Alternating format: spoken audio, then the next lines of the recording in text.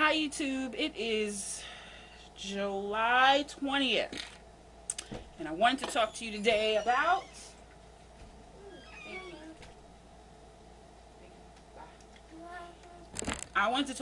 about assuming.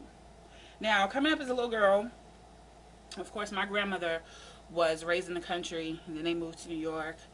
Moved to New York State for a while, and then moved back down to the country. Well, to Augusta. She used to always tell me, when you assume, you make an ass out of you and me. So growing up, that was always the word. Don't assume shit. You assume, you make an ass out of you and me. So I have people that I live with, people that I work with. You know, it's kind of a pet peeve on certain days when you want somebody to do something, they want you to do something, but they always put out that assumption. Well, I can ask, however, or but, or, they just gonna do the complete opposite. You don't know until you ask. That person might be on a good day and feel like doing shit. You never know.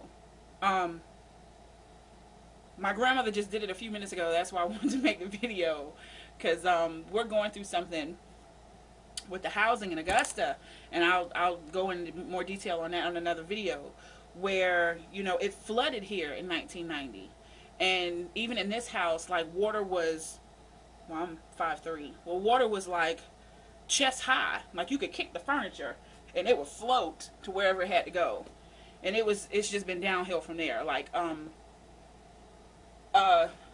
Augusta's not made like a major city. It's kind of like, downtown is plotted out and it has streets and sidewalks or whatever.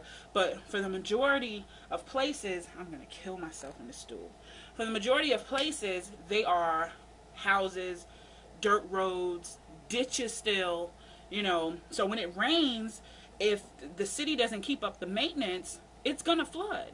Like, not too far from me, when the 1990s flood hit, you couldn't see the tires on an 18-wheeler.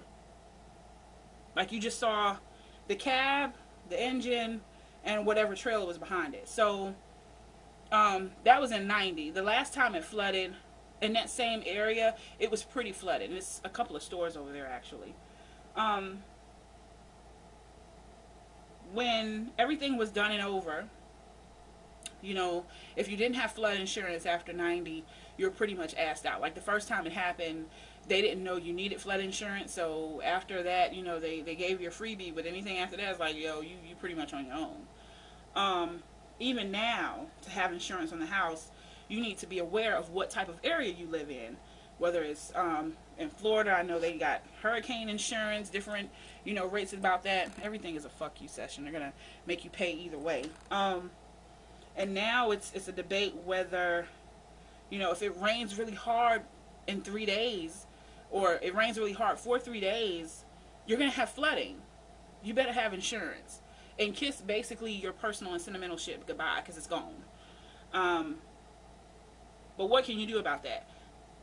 Grandma, why don't we just call some environmental people and have them come out? Where they're just going to tell me the same thing. So I said, aren't you assuming? Yeah, because that's what the other one said. I said, well, what did you tell me when I was younger? And she popped me.